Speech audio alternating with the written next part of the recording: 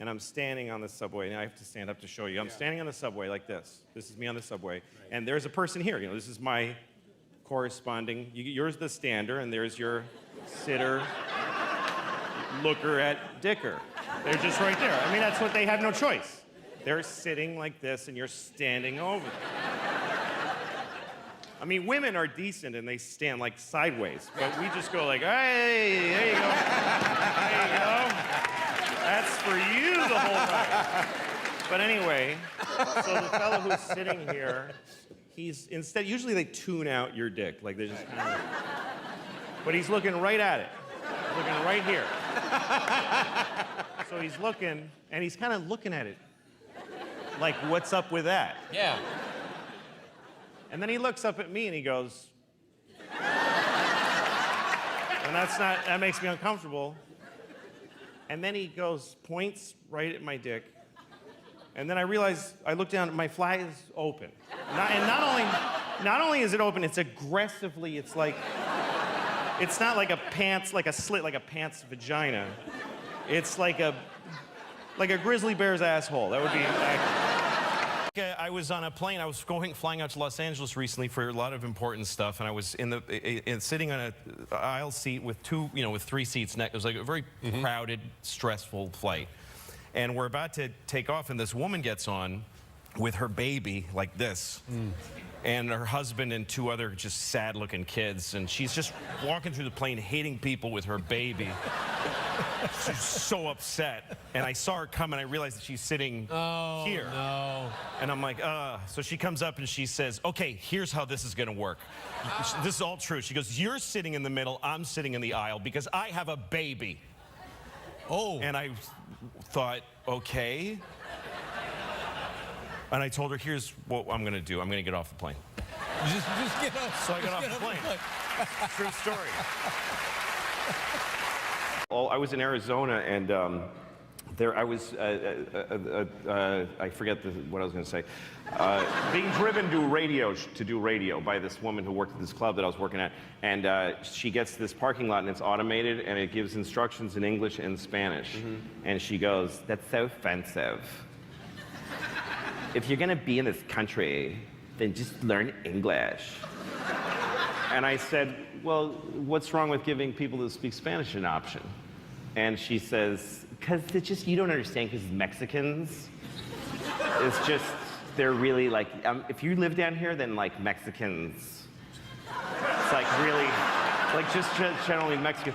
And I said, I'm Mexican. That's right. Which is true. You're... I am. Yeah. Is it your... My father's your Mexican. Father? I lived there till I was 7. I only spoke English when I came here. I came to America as a little Mexican boy. Right. This is part of my history. Right. Was coming to America. America es muy bonito. I was a little Mexican boy. It's so funny. But I don't look... So she didn't know that. I said, I'm Mexican, and she said, oh, well, I don't... It's not that I don't like Mexicans. It's just that there's so many of them. So... It's okay to be racist towards a group as long as, it's just that there's a lot, under a certain number they're fine, and then above like 2,000 they start to get smelly and bad. That's what she was trying to say. Are you a napper? That's my favorite thing to do in the whole wide world. I love napping. I'll nap, I'll probably take a couple more before I go to bed. I just love, it's my favorite thing. You like it better than sleep? Sleep is like the ultimate nap.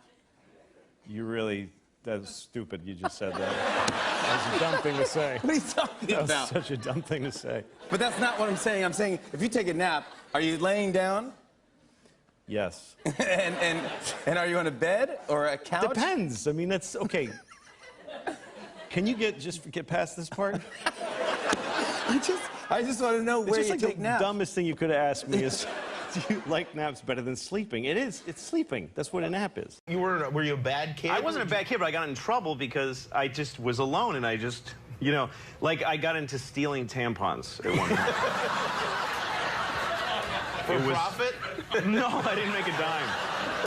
I didn't make a dime. Well, how would this work?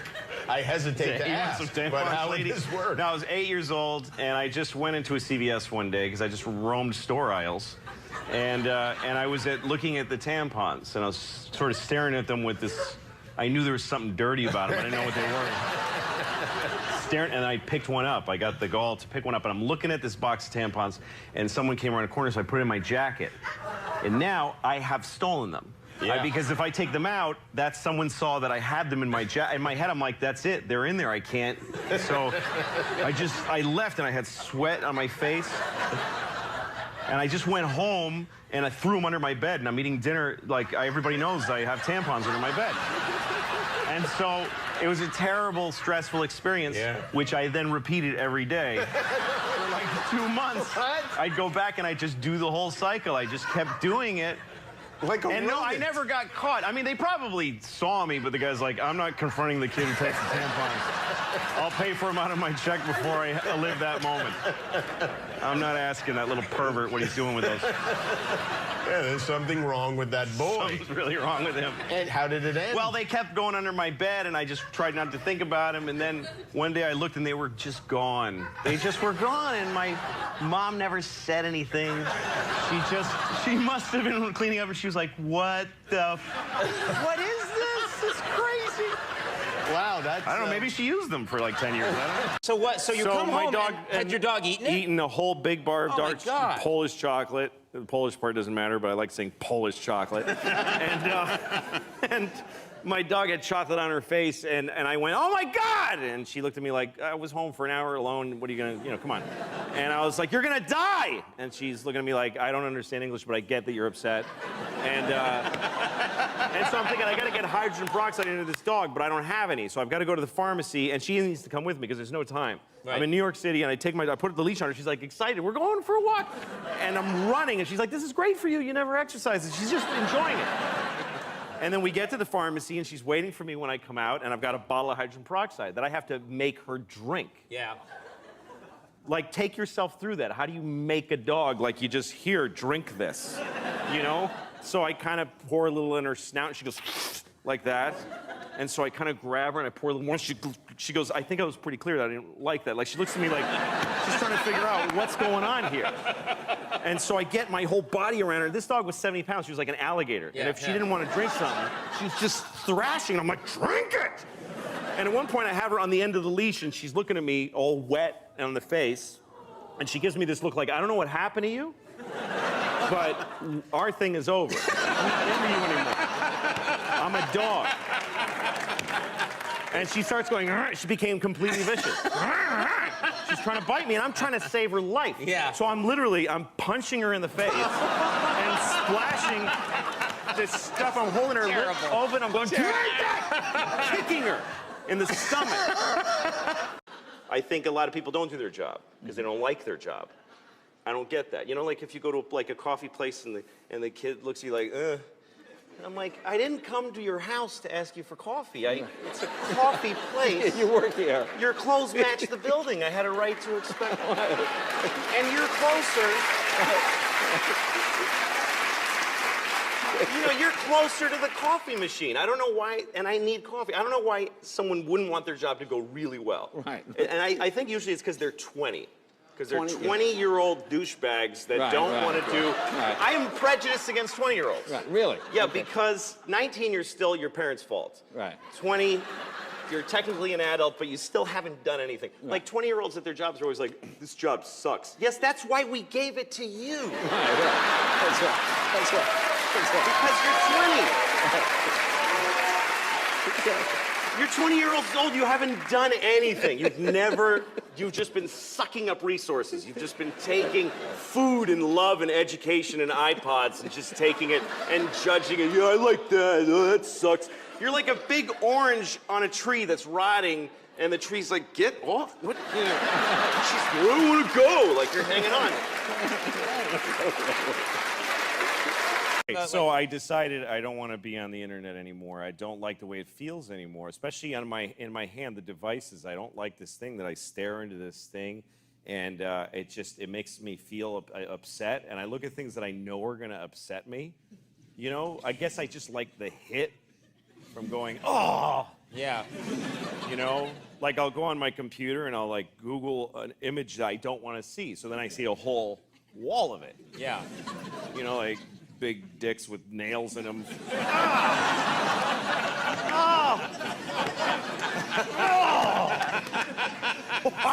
Sir, you're going to have to leave the library. Yeah. Tell people, I'm fascinated about how you got the show on FX. I have this show. They said, yeah. we want you to do a TV show, and Right. what did you say? Well, I didn't need a TV show. I was in a unique position. I was on the road doing stand-up, and I liked it. So they said, you want to do a TV show? And I was like, okay, but only if I get to do it the way I want. And they go, yeah, we'll give you a lot of creative freedom. And I said, no, I mean, I don't even want you to know what the show's about until it's totally completed. And they said, well, that's unreasonable. We need to oversee programs that are on our show. And I said, of course, so let's not do it. And see, this is genius. It's a great position It really to be is in. genius, yeah. So they said, okay, we'll let you do the show without supervision. But then they said, we need to know who's on the show. And I said, I'm not telling you. And they said, we can't have a show populated by people we don't even know who they are. Oh, no, I don't think And I so. said, of course you can't. Let's not do the show. Yeah, forget it. Stop Yeah. calling me. Exactly. Not too long ago, you got a Twitter page, and you know, I've known you for a long time. I didn't know that you were into social media. Are you? Are you that interested in it? Well, I kind of hate it. I think it's awful. And I have Twitter so that I can just tell people what what I want them to buy and give me money. I don't care. People get mad at me because I don't follow anybody. I 0 people that I follow, and people are like, you're an arrogant prick. Like, I get really angry. People get mad at you for that. How dare you not follow? But why do they care? It doesn't, it's like a piece of cake going, come on, man, what, I'm right here, why aren't you eating me? Like, why do they give a shit? I'm sorry I'm on television, but I think it's bad. I think that you shouldn't just do everything that's available to do isn't a good idea. There's a culture right now that as soon as they, hey, you get to do that, I'm gonna do it. There's no sort of like, maybe that's not just the constant, nobody takes in life unless it comes through this. Yes. Like whenever I see a televised event that's a huge, like the Olympics opening ceremony or a Times Square at midnight on New Year's Eve, everybody, they see seas of people all looking at it through their phone. Yeah. Like there's explosions and acrobats, but they're looking at it through a little 3-inch screen. Like I think if Jesus comes back and starts telling everyone everything, everybody's just gonna be Twittering and they won't be like, I am Christ and I have returned. Oh my God, Jesus is right in front of me right now. I swear to God. But this is, I'm now going to impart to you, I have a twit pic of Jesus. Oh my God, he's trending. Jesus is trending right now. Okay. You don't have any idea what Can he you said. just look at me for a second?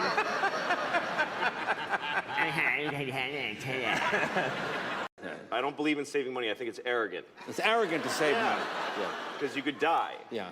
And it's like holding in a breath, like breathing. I'm not letting it out. I worked hard for this, you know? Right. It's not a good attitude because I have children.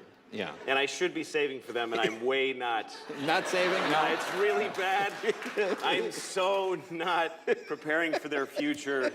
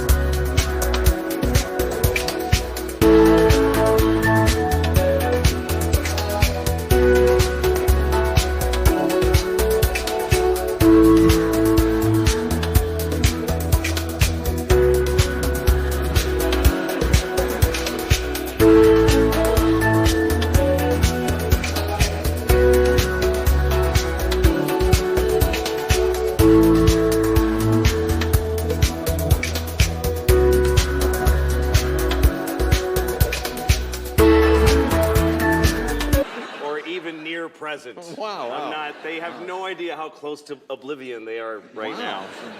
If I die tonight, they'll be homeless tomorrow morning. Wow. Yes. They'll get both pieces of news at the same time. Oh, man, that's a horrible Your thing. daddy's dead, and get your and get out. Wow. Because, No, so why work so much if money is well, not an here's issue? the thing. Why should they get the money? Yeah. I did the shows. Why do they get the money? Right, yeah. I don't believe in it. I don't believe in raising your kids rich. Right. Is the worst thing you can do for them, or really more for the people that they're going to impact later in life. Yeah. Because there's no way somebody who's raised rich is not going to be a piece of human being. There's just no really. way. I mean, I know.